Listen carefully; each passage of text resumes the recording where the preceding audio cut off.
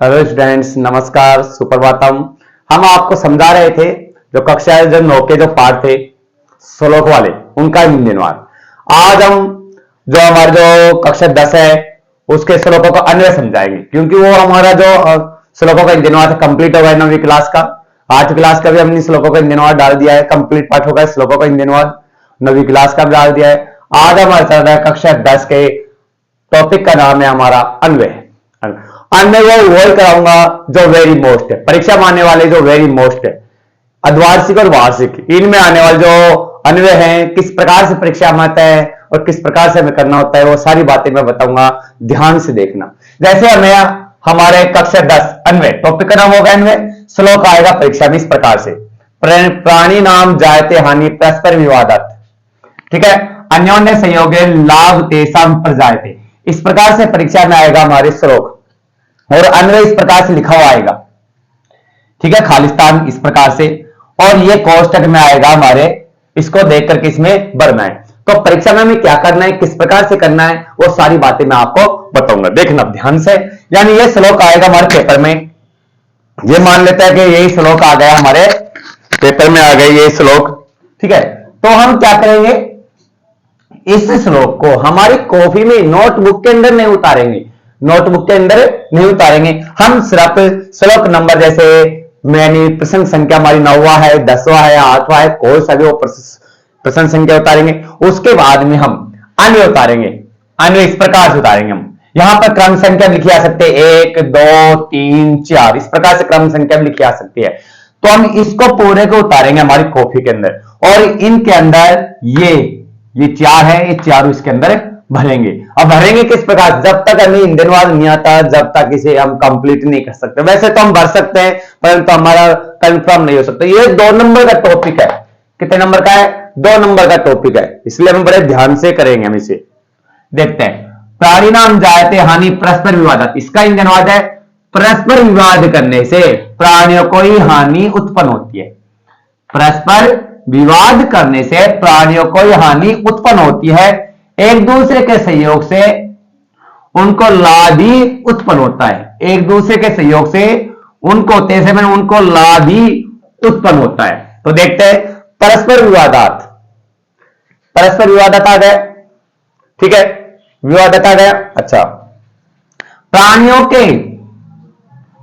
को हानि उत्पन्न होती है, हानि जायते, हानि आ गए इसमें, ठीक है, जायते एक दूसरे के सहयोग से, सहयोग ना आ गए इसमें, सहयोग से प्राणियों को लाभी, यहां पर आ गए अन्योन्य सहयोगेन, प्राणियों के एक दूसरे के सहयोग से उनको लाभ ही उत्पन्न होता है, लाभ ही उत्पन्न होता है। दोबारा देखते हैं, परस्पर विवाद करने से प्राणियों को हानि ही उत्पन्न होती है। हिंदीनुवाद के अकॉर्डिंग आ रहा है, एक दूसरे के सहयोग से उनको लाभ ही उत्पन्न होता है।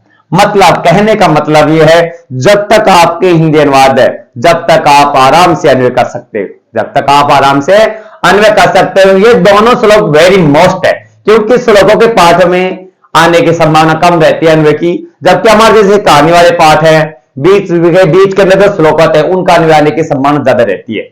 ये दोनों श्लोक आए हुए हैं परीक्षा में पहले भी, ठीक है, हम देखते हैं इनको। तो पहले में क्या आ गया, परस्पर विवाद करने से प्राणियों को हानि उत्पन्न होती है, एक दूसरे के सहयोग से उनको लाभ भी उत्पन्न होता है। तो पहले में क्या आ गया जी, परस्पर विवाद है, विवादत, तो 1 नंबर, ठीक है। प्राणी हानि उत्पन्न, प्राणियों को ही हानि उत्पन्न होती है, हानि 2 नंबर, ठीक है। अच्छा, एक दूसरे के सहयोग से, एक दूसरे के सहयोग से, सहयोग ना गए तीसरे में, और लास्ट का बच्चा कौन सा, लाभ ही उत्पन्न होता है, ये चौथा। इस प्रकार से हम इसके अंदर खालिस्तान के अंदर भर देंगे, और नीचे क्या कर देंगे, भरकर किसके अंदर रेखांकित पद कर देंगे हम, रेखांकित पद। तो खालिस्तान थोड़ा बड़ा छोड़ना, कभी छोटा कर दो, लाइन ऐसे आकी बाकी कर दो तो गलत हो जाएगा, ठीक है ना। नीचे क्या करेंगे, रेखांकित पद, क्योंकि उतारते समय क्या हो जाता है, कुछ 1-2 शब्दों के बिंदी विसर्ग नहीं लगाते तो गलत हो जाता है, ठीक है, तो हमारा जो जांच करने वाला जो ध्यान है हम किसके ऊपर करेंगे केंद्रित, ओनली उत्तर के ऊपर केंद्रित हो जाए, इस प्लेन के नीचे हम क्या कर देंगे, रेखांकित पद कर देंगे। ठीक है, पहला हो गया। दूसरे श्लोक का देखते हैं, अगाध जल संचारी, ये आपके कौन से पाठ में, आपका सौधार्य प्रकृति शोभा, इस पाठ में से लिया गया है। ठीक है, यहां पर देखो अगाध जल संचारी का होता है थोड़े से जल में, यानी अंगूठे के बराबर जल में रोहित नामक बड़ी मछली घमंड नहीं करती है, नहीं करती है। और अगाध जल संचारी का होता है अंगूठे के बराबर जल मात्र नहीं, अथाह समुद्र, इसका होता है अथाह समुद्र, यानी जिसकी गिनती नहीं है, अथाह समुद्र, बहुत बड़ा समुद्र के अंदर रोहित नामक बड़ी मछली घमंड नहीं करती है। और अंगूठे के बराबर थोड़े से जल में सफरी नामक मछली फड़फड़ाती रहती है। तो इसमें क्या आएगा, पहले में अगाध जल संचारी, अगाध जल संचारी यानी अथाह समुद्र में रोहित नामक बड़ी मछली, तो पहले में आ गया रोहित, रोहित नामक बड़ी मछली घमंड नहीं करती है, तो याति दूसरे में आ गया, याति क्या में आ गया, दूसरे में आ गया।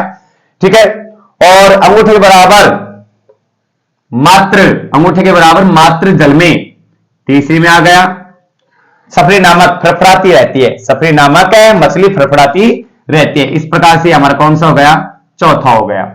ठीक है, यानी इसका इंद्रवाद क्या है, समुद्र, बहुत बड़े समुद्र के अंदर रोहित नामक बड़ी मछली घमंड नहीं करती है, और अंगूठे के बराबर छोटी मछली, सफरी नामक छोटी मछली फड़फड़ाती रहती है। एक तो बड़े समुद्र में रहने वाली मछली वो अपने आप को घमंड नहीं महसूस करती है, मैं बड़े समुद्र में रहती, एक छोटी सी मछली होती है सफरी नामक छोटी मछली, थोड़े से जल में रहती है, वो घमंड करती रहती है, फड़फड़ाती रहती है कि मैं इस जल के अंदर विचरण कर रही हूं। इस प्रकार से है इसका इंद्रवाद। ठीक है, तो पहले में कौन सा आ गया, तो हम इसको ऐसे कैसे उतारेंगे, उतार के कॉफी के अंदर, इसके अंदर इनको भरेंगे, हम निशान लगाकर भर सकते हैं। ठीक है, इस प्रकार से हमारे दोनों से लोगों क्या हो गया, अन्वय हो गया। हिंदी अनुवाद मैंने बता दिया, दोबारा देख सकते हो। अथाह जल के अंदर, अथाह जल के अंदर, अथाह जल समुद्र के अंदर रोहित नामक बड़ी छोटी मछली घमंड नहीं, रोहित नामक बड़ी मछली घमंड नहीं करती है, और अंगूठे के बराबर जल मात्र में छोटी मछली, सफरी नामक छोटी मछली फड़फड़ाती रहती है। इसका हिंदी अनुवाद ये हो गया, इसका बता ही दिया मैंने। दोनों को इस प्रकार से याद, जब इनको जरूर याद करना, इनको आप उतार लेना अपनी नोटबुक के अंदर, ये जरूर आएंगे आपके। ठीक है, इनको आप जरूर याद करना। कंटेस्ट ये अन्वय है, आपके द्वार्षिक वार्षिक किसी में भी आ सकता है। देखो सबसे मेन बात क्या है, पहले यहां लगाता था, श्लोक आता था, उसका अन्वय करवाता था कंप्लीट। अब क्या है, मंजूषा के सहयोग से रूप में अन्वय आने लग गए, यानी ठीक है ना। ओके।